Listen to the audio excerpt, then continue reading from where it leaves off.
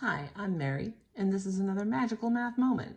Today I'm going to talk to you about the linear, quadratic, and absolute value parent functions. We're just going to look at the patterns and how to graph these things quickly, as well as talk about some function properties, including domain range, increasing, decreasing, and positive and negative intervals.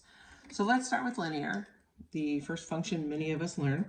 The parent function is y equals x, and that is the line that cuts through the axis here. The origin has a y-intercept of 0 and a slope of 1.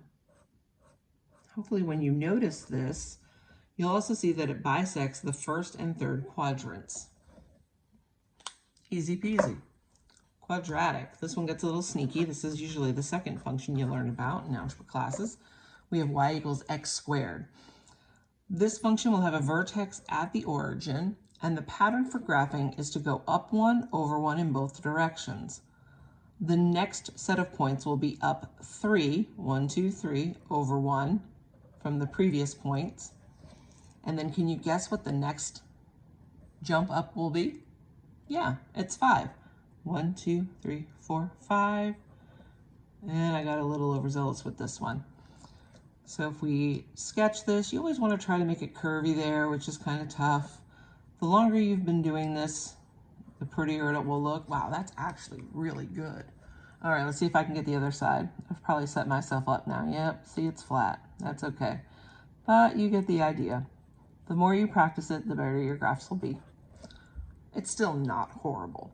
So just to kind of recap for you, when you're doing a quick sketch here, from the vertex, you're going up 1 over 1. From that point, you'll be going up 3 over 1. And then the pattern of ascending odd numbers for the vertical change increases. So we go to 5 over 1. 1, 3, 5. The next one would be 7, and so forth. Pretty cool, huh? I thought so too. All right, we're gonna shift a little bit here, if I can get this to shift.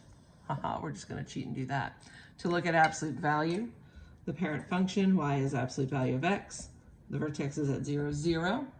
The pattern is up 1 over 1 to the right, and up 1, back 1 to the left. So there we go. All right, let's talk real quick about domain. Domain are the x values, and they go left to right. Now I'm going to tell you a little kind of cheat, if you will.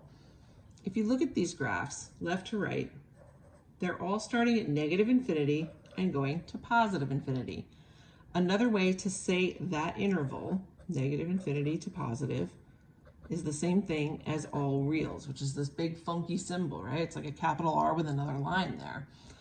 The domain for all of these functions are all reals. That will never change with linear, quadratic, and absolute value domains. Nice, right? Okay. The range, this one's going to be a little bit different depending on the type of function. These are the y values, and I'm going to show you a couple of different ways to write them. Now, the range of linear functions will always be all reals, and we're pretty much done, and that's that. For quadratics, we're either going to be looking from some value up to infinity, or if it opens down, from that value down to negative infinity. However, range always gets written as low to high, okay? So we're always going to be going from negative infinity up to something, regardless if it opens up or down. The same is true for the absolute value. So if I look at the range here, this range starts at 0 and goes to infinity. Since 0 is a point defined on the function, I'm going to use a bracket, 0, comma, infinity. Or another way that you could say this would be that y is greater than or equal to 0. The top is interval notation. This bottom one is inequality notation. We don't really use that too much, but sometimes you'll see it that way for whatever reason. Absolute value is going to be the same exact thing. So 0 to infinity, or we could say y is greater than or equal to 0. All right. Next, we're going to talk about increasing and decreasing intervals, as well as positive and negative intervals. So whenever we're talking about any of these intervals, it's what y is doing, but it's written in terms of x. Okay, so you can make yourself like a little note if you're taking notes on this. written in terms of x, and just like domain, it goes left to right.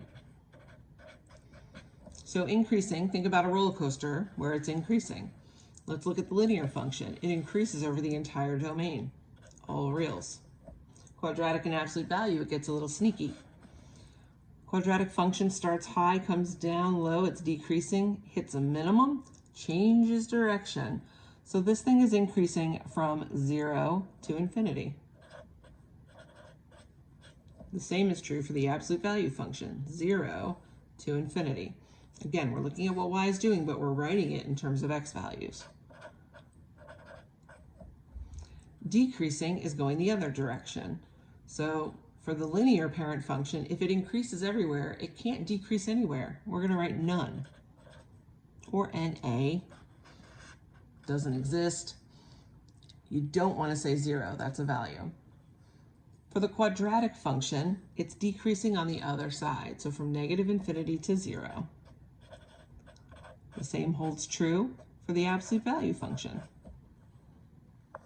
Next are positive and negative. Again, these are what y values are doing. So this is where the y values are positive. This is where y is negative. Y values are positive above the x-axis. So if we look here, y is positive in this piece of the graph. So from x value 0 to infinity. That means it's negative on the other side, negative infinity to 0.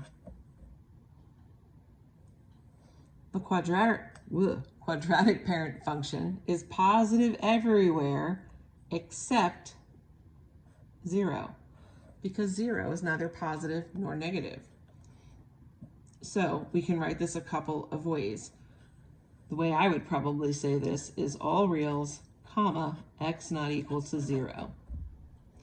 If it's positive or 0 everywhere, it's not negative anywhere. So we can say none, NA doesn't exist. Absolute value is going to be the same thing over here.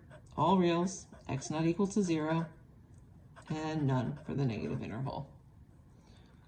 All right, so hopefully looking at some of the key features of these functions helps you understand them a little bit more. I'm Mary, and I thank you so much for watching this magical math moment about parent functions. Hope to see you again soon.